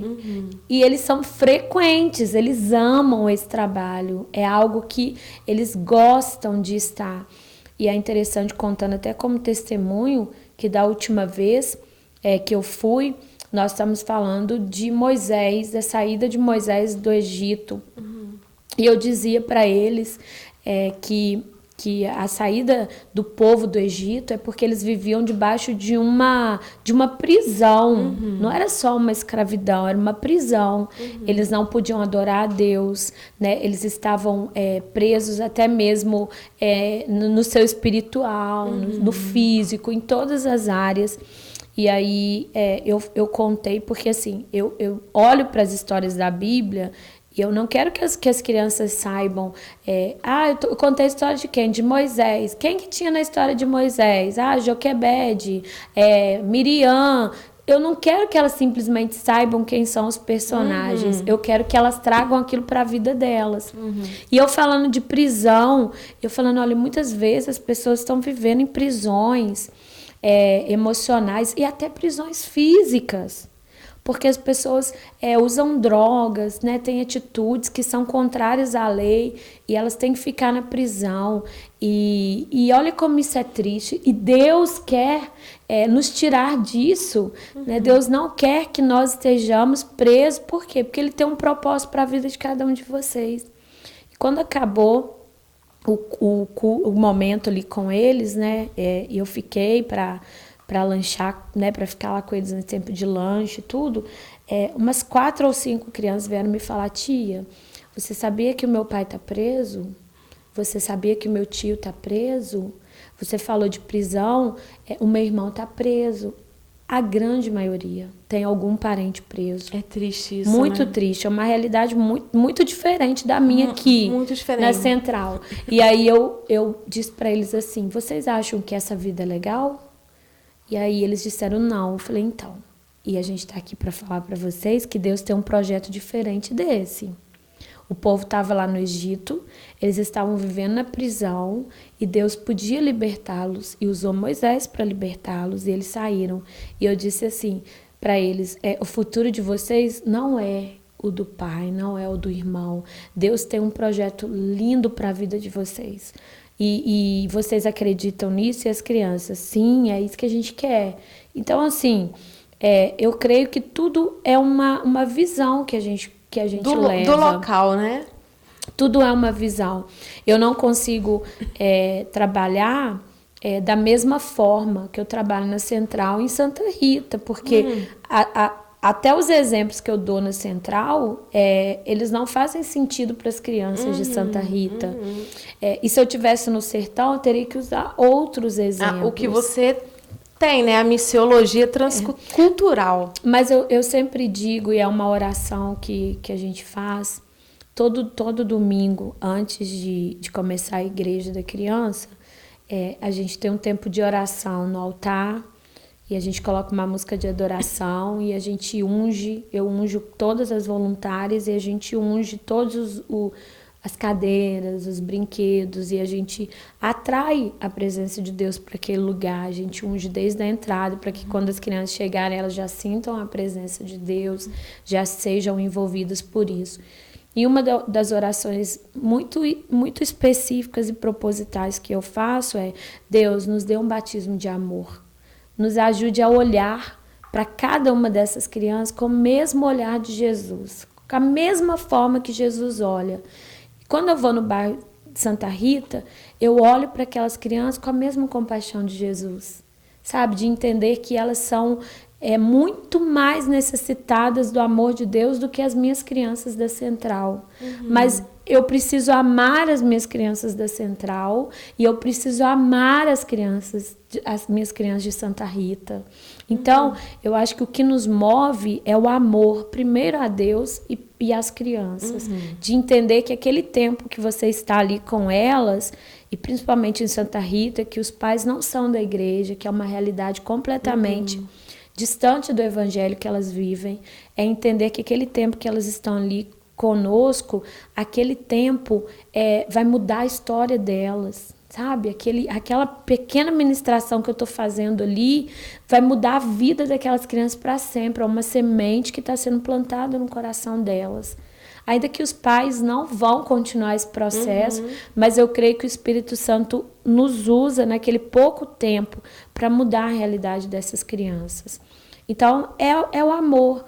Eu acho que eu levaria essa visão de amar as crianças, de entender como que Jesus olha para cada uma delas. Sem estrutura, né? Porque a estrutura é uma soma de um lugar, mas o amor de Cristo, ele nos constrange e alcança os perdidos, né? Então ele vai além disso, que não está na estrutura, está no lugar e na gente, como a gente vê isso. E assim, essa inclusão, né? Porque incluir. Você já está preparada para incluir criança transgênera ou com ideologia de gênero? Já parou para pensar, quando isso chegar na igreja, como é que vamos fazer? Adriana, eu não estou sofrendo por isso, não, porque Deus é um Deus de graça, né? Eu já acho que é um grande desafio toda forma de inclusão. Hoje, por exemplo, a gente tem um desafio de incluir crianças atípicas e famílias atípicas, né?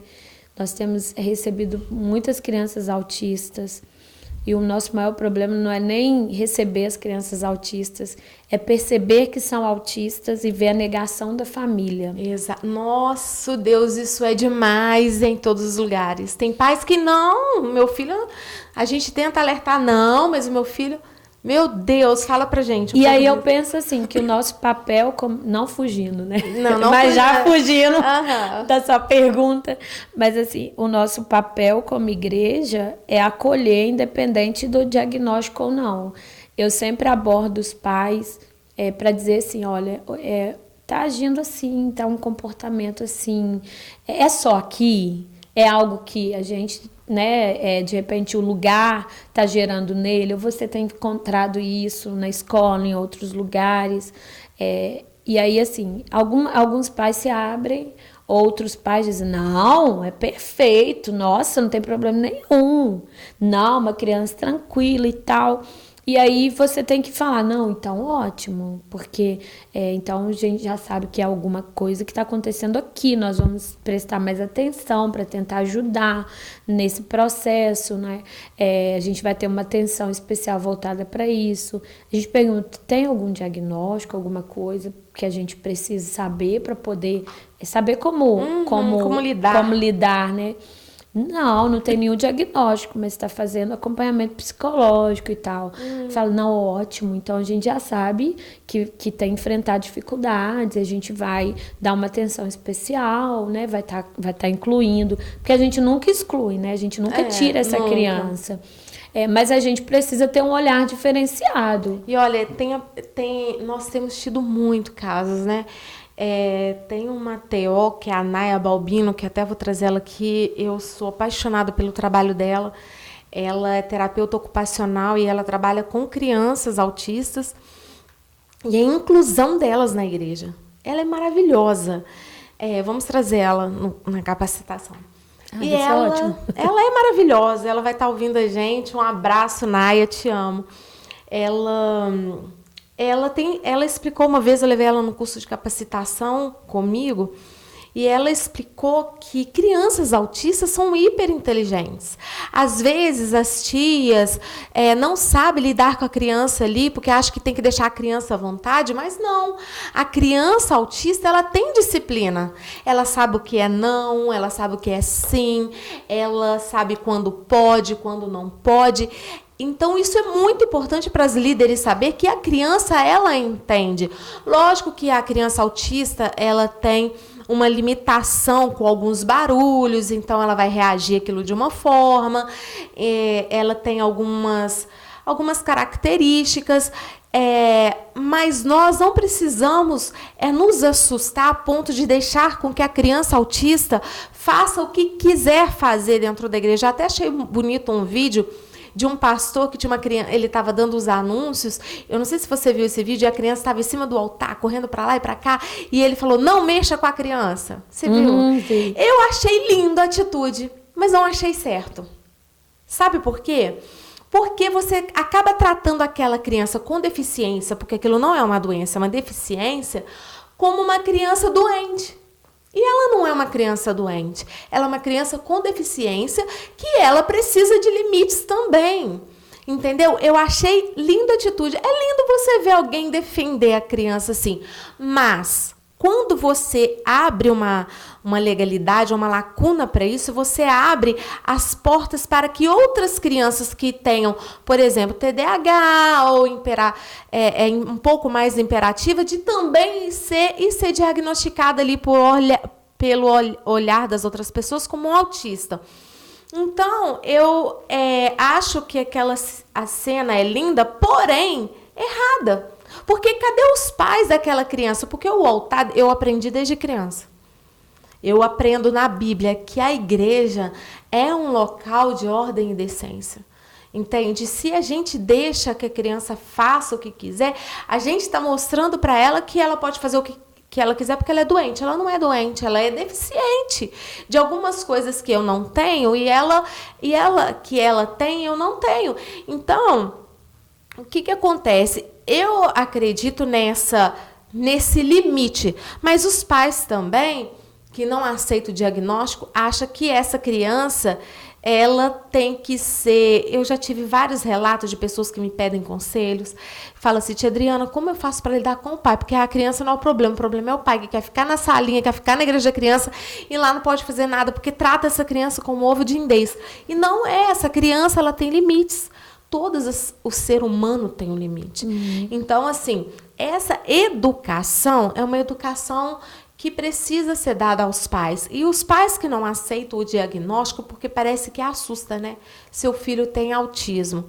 É muito melhor o pai aceitar o diagnóstico para poder tratar, para poder cuidar, porque tem um tratamento muito lindo para esse tipo de criança, pastora.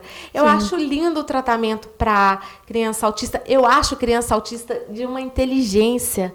Eu acho lindo. Só que, se tratando de igreja, ela precisa, se tratando de igreja, de escola, de qualquer outro lugar que ela precisa saber se comportar, ela precisa aprender, porque ela aprende. Sim. Até então, antes de conhecer a Nay, eu pensava que criança autista tinha que... Não, ela sabe. Se você falar não, ela sabe. Ela vai ter uma resistência, algumas vão dar crises. Nós precisamos nos capacitar e nos preparar para isso. Mas deixar com que essa criança autista, ela faça da igreja o que ela quiser, eu não é contra um princípio bíblico, sabe? Assim, lá na igreja, a gente tem o Vinícius, eu posso dar o exemplo, porque é uma criança assim que faz parte, né, da nossa comunidade. E o Vinícius era uma criança que chegou para nós, assim, a família já era da igreja e ficou um tempo sem ir, porque o Vinícius é gêmeo, ele tem uma irmã. E ele não aguenta muito barulho, ele gritava muito, ele não conseguia ficar quieto, ele não conseguia acompanhar as crianças nas atividades. E ele começou a fazer algumas terapias e a própria terapeuta foi na igreja para ver a rotina. E como a gente tem uma rotina, né, na igreja bem estabelecida, o Vinícius aprendeu nessa rotina. Então, assim, hoje ele consegue seguir a rotina sem nenhum problema.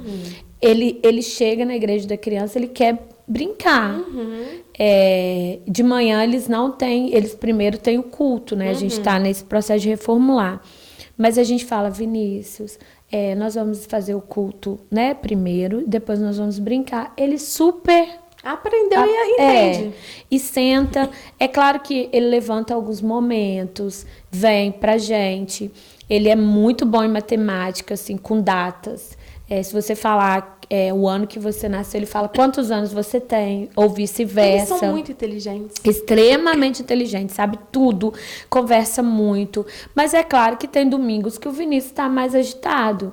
E a gente entende e a gente tem uma salinha, que é a salinha, né, a parte, que é a salinha para acalmá-los, para a gente conversar e tal.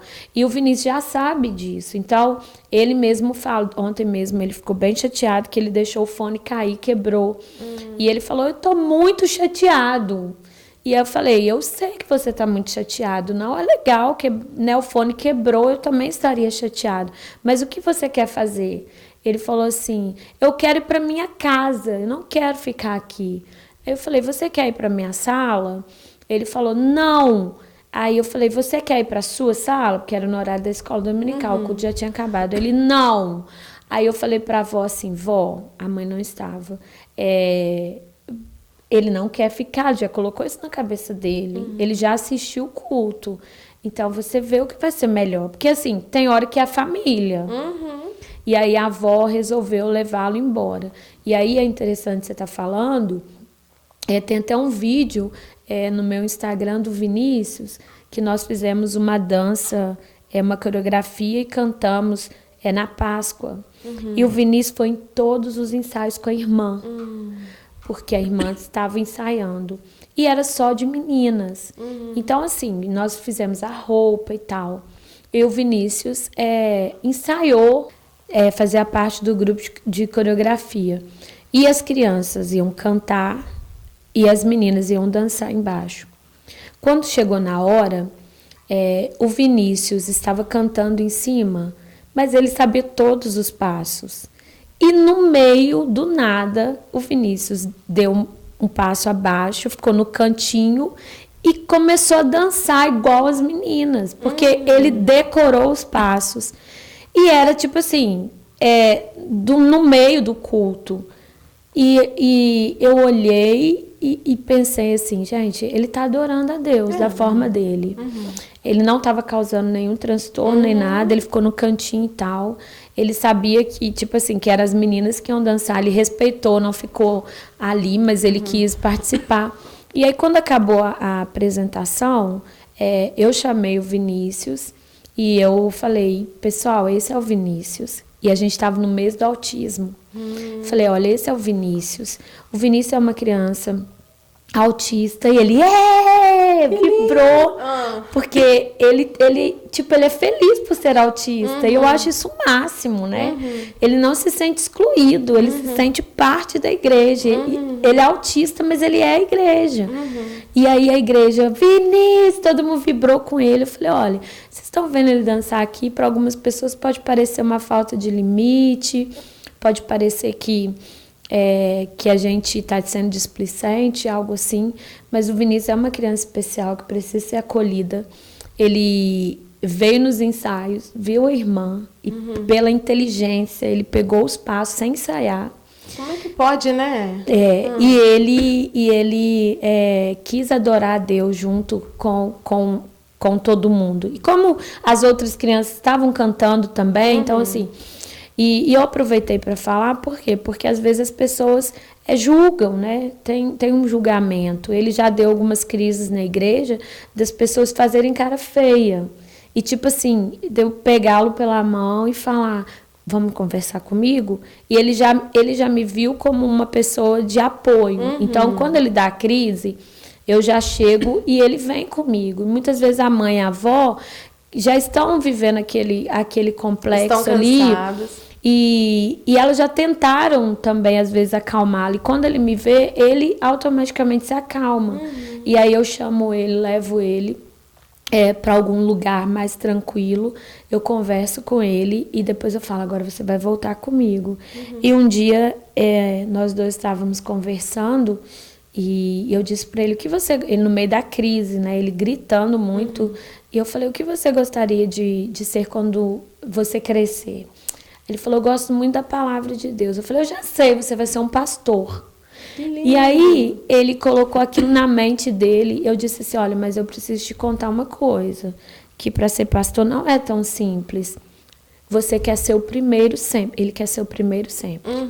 Para chegar na porta, para ir para a igreja da criança, nos brinquedos, ele quer ser o primeiro. Ele tem um hiperfoco nisso. E se ele não for, ele fica extremamente contrariado. Eu falei, olha, como pastora, muitas vezes eu sou a última em tudo. Porque eu tenho que servir as pessoas. E outra coisa, a gente está no culto. O pastor tem que dar exemplo. Então, você precisa se comportar muito bem no culto, dar exemplo, porque todo mundo vai olhar para você como referencial. E durante muitos domingos, o Vinícius vinha apresentando muita crise. Ele parou e começou a sentar nas cadeiras que os pastores sentam e querer beber a água dos pastores. Porque, tipo assim, ele assumiu a postura de que ele precisava ser um exemplo. E aí, a mãe dele falou que em casa ele falava assim, olha, não pode falar assim comigo, porque eu não posso ficar irritado, porque você é um pastor. Olha, tipo que assim, lindo. Ele tomou aquilo para ele, né? E isso é muito legal, porque ele sente que ele é parte na nossa vida. Do corpo de Cristo, com limites. Sim, e é claro que em muitas coisas a gente teve que aprender a lidar com ele. Tipo, ele quer ser o primeiro na fila. Eu não vejo problema, porque é algo que ele colocou para ele e não tem como a gente mudar, porque é o hiperfoco dele, a dificuldade que ele tem, não é uma falta de limite.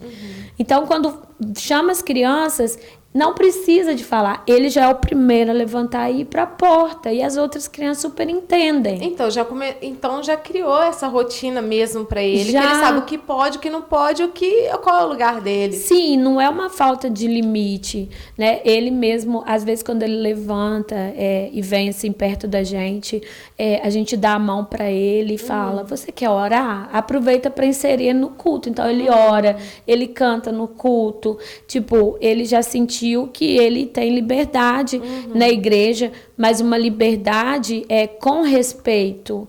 Ele senta para ouvir a palavra. É claro que vai ter uns momentos que ele vai levantar, que ele vai vir perguntar as coisas, mas a gente sempre tenta contornar. A gente sempre tenta lidar com a situação dele, entendendo o que está acontecendo, mas falando, vamos sentar agora? E ele senta. Ele entende, o autista, ele compreende. É muito mais fácil você ensinar um autista assim, do que você deixar, não, ele tem um problema, então ele pode fazer o que ele quiser. E não é bem assim. Né? Ele entende, se você conversar, ele aprende, eles são muito inteligentes.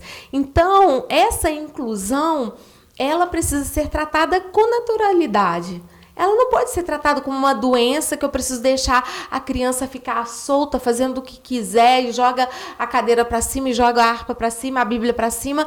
Isso é falta de limite. Agora, quando você pega na mão, você conversa com ela, você fala o que pode, porque ele está aborrecido, quando está em crise, tem algumas coisas, levar para o cantinho que está mais calmo, é disciplinar. Qualquer humano, ele precisa ser disciplinado. Sim. E ele vai aprender. Então, assim, essa inclusão, ela tem sido fantástica, eu tenho visto que isso tem crescido, e isso... Tenho visto líderes sabendo lidar com isso e com os pais que são problemáticos. Mas os pais estão cansados também, né?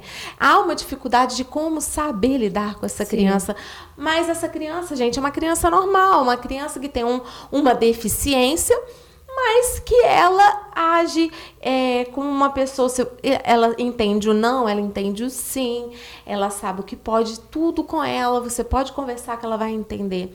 Né? E eu falei para você que você deu uma fugida do gênero, do transgênero, que nós ainda não estamos, não é que nós temos que estar preparados, porque pecado é pecado, né? Deus criou o homem e a mulher e nós não vamos deixar de falar isso para as crianças, nós não vamos deixar de pregar isso para as crianças, mesmo que se elas virem a nós, né? Porque eu acho que quando criança, o ativista, ele não vai permitir que chegue, porque é uma doutrina para isso. Os pais que têm uma criança com esses sentimentos confusos, essa criança é apoiada pelos pais. Entende? Eu acho que só quando ela está na adolescência, que ela está mais confusa ainda, né, que os pais procuram ajuda da igreja. Sim. Mas, se caso acontecer de aparecer uma criança trans ou uma criança ideológica, o nosso dever é continuar falando do evangelho, macho e fêmea, até que enraize, né? E hoje preparando as nossas crianças para isso, né? E que coisa boa saber, né, que a igreja lá da criança, ela está incluindo.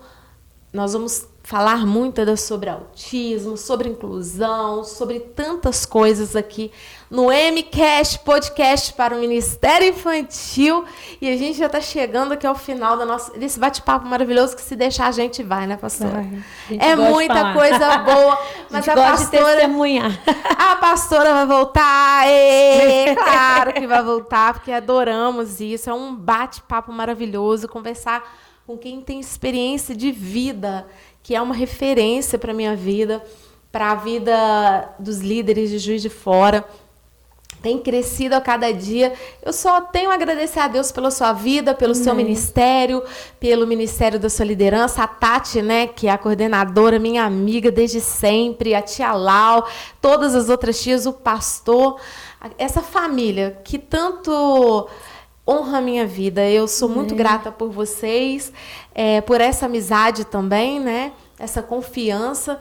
E eu gostaria de agradecer e queria que você encerrasse esse podcast com uma oração, abençoando nossos líderes. Amém. Não podemos deixar, né, de orar e agradecer a Deus por isso. Amém. Vamos orar. Senhor, nós te damos graças porque tudo que fazemos é para o Senhor. O Senhor um dia nos chamou, nos tirou das trevas para a sua maravilhosa luz e nós temos o privilégio de servir no teu reino. Isso, de fato, Deus, é um grande privilégio, é uma alegria. Servir ao Senhor junto às crianças é algo ainda maior, porque a tua palavra diz que delas é o teu reino. Nós sabemos, Deus, que há uma proposta do inferno contra as nossas crianças. Eu clamo ao Senhor nesta hora que levante, Pai, líderes, que levante igrejas, que levante, Deus, filhos e filhas do Senhor, que entendam esta urgência, Pai, que vão se levantar de fato como um exército poderoso para lutar contra o inferno, para que as nossas crianças sejam guardadas pela tua palavra. Deus, que o Senhor nesta hora possa dar um batismo de amor a cada um desses irmãos e irmãs que estão nesta hora, Deus, ouvindo, assistindo esse podcast. Deus, em nome de Jesus, que o mesmo olhar de compaixão, de amor que Jesus tem pelas crianças, que nós como igreja do Senhor também tenhamos, que nós possamos, Pai, enxergar a urgência da pregação da palavra, da transformação do teu evangelho na vida das nossas crianças. Pai, eu quero te agradecer pela vida da Adriana, pelo chamado do Senhor na vida da tua filha, que ela continue, Deus, focada no que o Senhor tem chamado ela a fazer, que é capacitar, Pai, liderança, que é capacitar igrejas para melhor servir ao Senhor junto ao ministério infantil. E que o Senhor seja exaltado e glorificado através dos frutos na vida da tua filha, para a honra e glória do teu nome. Em nome de Jesus. Amém.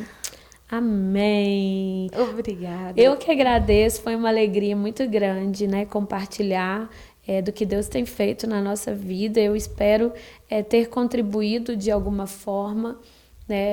São muitos assuntos, são assuntos polêmicos. Quando eu falei, inclusive, sobre o autismo, eu não estava comparando, com as crianças transgênicas, mas eu estava querendo dizer assim, que a gente precisa pensar, naquilo que tem nos chegado. Eu creio que Deus tem nos protegido, para que isso não se torne verdade. Eu creio, Adriana, de verdade, que se nós como igreja nos levantarmos contra essa agenda do inferno, nós não vamos ter que acolher essas crianças. Em nome de Jesus. Porque elas não vão chegar a nós. Não porque nós não vamos acolher, mas porque não vai haver espaço para o inimigo agir. Então, que a gente levante, em nome de Jesus, um exército, que vai pregar a verdadeira identidade de Cristo na vida dessas crianças, em nome de Jesus. Que coisa linda, Brasil, minha gente. Tenho certeza que você está ansiosa para o nosso próximo MCast, que será que vamos abordar assuntos assim, às vezes polêmicos, sim, mas que é necessário falarmos, é necessário estarmos de pé diante, entendendo, compreendendo, trocando opiniões, mesmo que seja divergente às vezes, mas esse podcast, ele veio para somar com aquilo que a gente tem mais assim, dúvidas, às vezes a gente não sabe como perguntar, como saber, como procurar esse assunto de uma forma que não seja tão raso, né, pastora? Então, olha, muito obrigada por ter ficado comigo aí, com a pastora Josiane. Compartilhe, se inscreva no canal, ative o sininho, lá nas redes sociais, Ministério Adriana Ferrari, no Facebook, Ministério Adriana Ferrari. Vamos deixar também a rede social aqui. Fala pra gente, pastora. Rede Kids Zoe e pastora Josiane Goese. Goese, vamos deixar aqui na descrição para você, tá? Siga, acompanha, curte, compartilhe. Você vai estar levando o evangelho a outras pessoas, esclarecimento a outras pessoas, porque o reino é isso. O reino ele é dividido? Não. O reino ele é uma soma. A soma minha com a da pastora, com a sua e do outro lado. E a qualquer momento, em qualquer lugar, a gente se encontra por aí. E até o próximo MCast, podcast do Ministério Infantil. Tchau!